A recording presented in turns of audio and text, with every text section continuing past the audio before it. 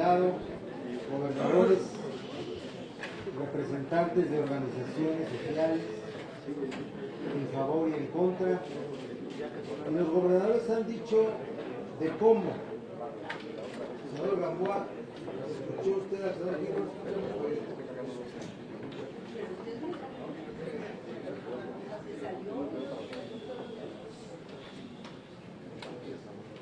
Bueno, y hemos escuchado en contra y a favor.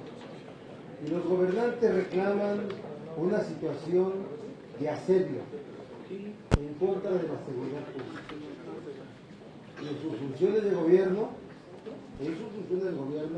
es cuando exigen la presencia del ejército en labores de seguridad pública. Ahora nos dicen que el propósito de esta minuta no es abatir la inseguridad pública, sino es regular la facultad del Ejecutivo en su competencia sobre seguridad interior. Seguridad interior en su vertiente de seguridad nacional. Fíjense nada más. Entonces, de plano, estamos hablando de dos cosas diferentes. Absolutamente diferentes.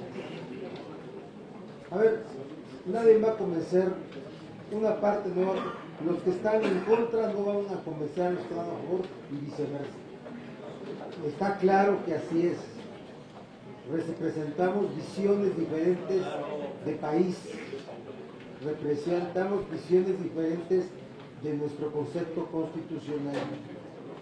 Lo que la ley, esta propuesta de ley que se está discutiendo, propone, es desarrollar el concepto de seguridad interior sustituyendo al de seguridad pública. Esas son las razones de inconstitucionalidad básicas, y ahí está todo el desarrollo para poder hacer participar a las Fuerzas Armadas con un marco legal, a sabiendas que es inconstitucional, porque todo lo sabe, a sabiendas de las opiniones de organizaciones de derechos humanos del mundo, no solamente mexicanas, del mundo, lo están haciendo. Y entonces, todas las razones inteligentes para argumentar jurídicamente en favor de la ley, de verdad que no tienen ningún respaldo, ningún fundamento, pero lo respetamos. Por eso, el tema técnico creo que lo tenemos que debatir en las reservas en lo particular. Ahorita son posiciones que todos ya han manifestado de manera profusa sobre una posición en relación a lo que implica aprobar una ley de estos alcances. Por eso les digo, la aprobación de la ley de seguridad interior será un grave error, un error histórico del gobierno del presidente Enrique Peña Nieto, de los grupos parlamentarios del PRI y de sus aliados en ambas cámaras del Congreso de la Unión, porque lejos de ofrecer una vía de solución al problema de la inseguridad y de la violencia que vive nuestra nación, profundizará la descomposición social. Qué lamentable, qué terrible que este gobierno termine de esta manera, con la aprobación de una ley que militarizar al país, que vulnera los derechos humanos y que pone en riesgo nuestra paz social.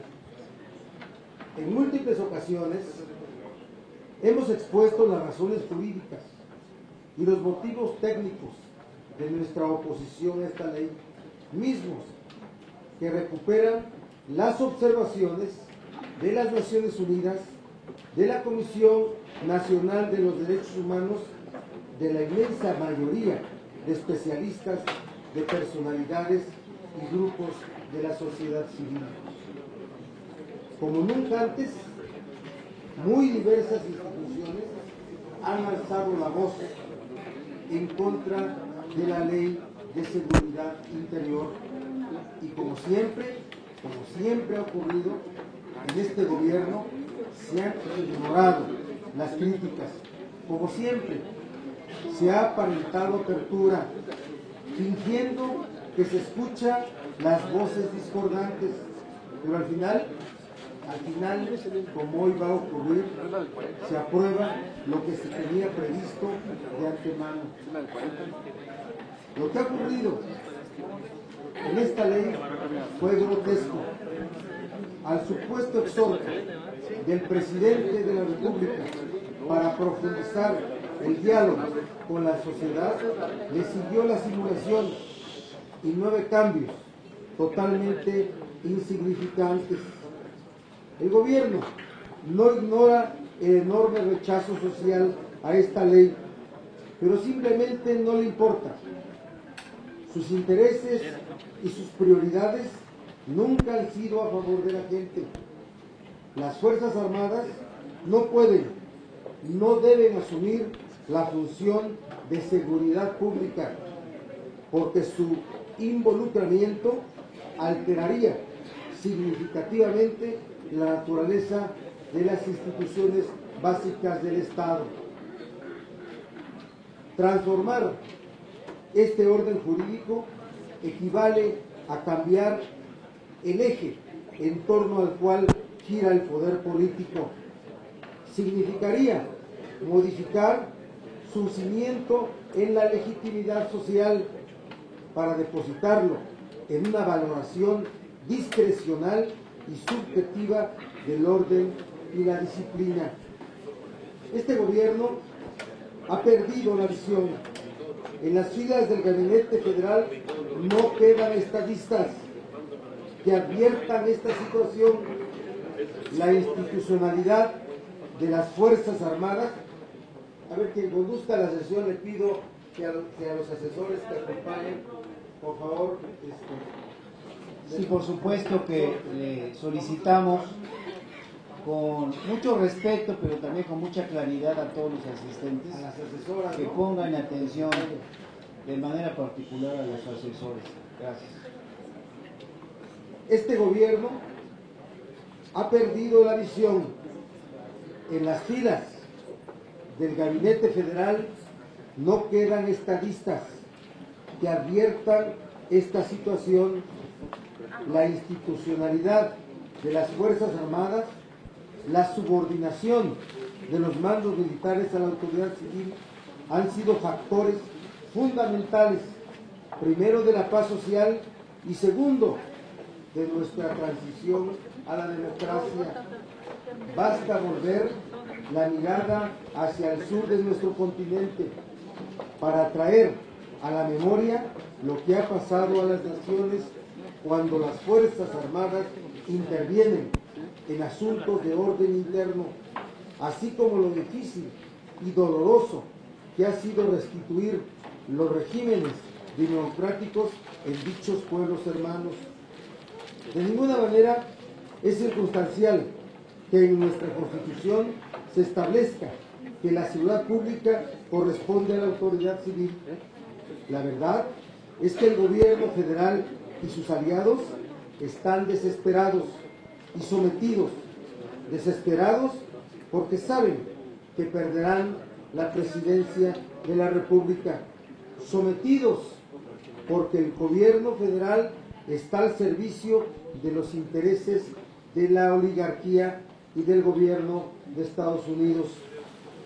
La mano dura, la militarización del país, el retroceso de las libertades y del ejercicio pleno de derechos son anhelos largamente acariciados por los sectores más conservadores y reaccionarios de nuestro país, para los cuales la democracia es un molesto obstáculo, mientras que para el gobierno de Estados Unidos la militarización representa el modelo de seguridad que le conviene a sus intereses políticos y económicos. Para este lado de la frontera, muros y militares en las calles. Esta ley pone en riesgo la institucionalidad de las Fuerzas Armadas. Hace casi 50 años fue un grave error del gobierno instruir al ejército, reprimir a los estudiantes en 1968. En los años 70 fue una terrible equivocación involucrar a efectivos militares en la guerra sucia.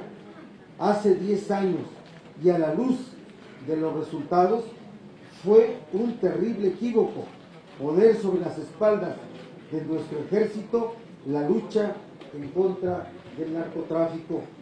Ahora, esta ley constituye la entrega del control político de los territorios de México al mando militar. Es riesgoso, en extremo, para la democracia, fatal para las libertades y los derechos civiles, sociales y políticos. Lo que viene después no le conviene a nadie, al menos a ningún mexicano con esperanza demócrata e igualitaria. A nadie engaña esta ley. La sociedad tiene perfectamente claro sus riesgos y los motivos que la inspiran. Con esta ley o sin ella, el ejército no ganará la guerra contra el narcotráfico. El combate a la delincuencia organizada corresponde a las fuerzas policiales con mandos civiles. Por eso, la sociedad tiene claro que necesitamos con urgencia cumplir con todo lo que hasta el momento no se ha realizado. Desde la reforma del 2008, necesitamos un nuevo modelo policial, más y mejores policías, mejor coordinación e inteligencia. Necesitamos que los mandos policiales sean civiles, personas profesionales y honestas.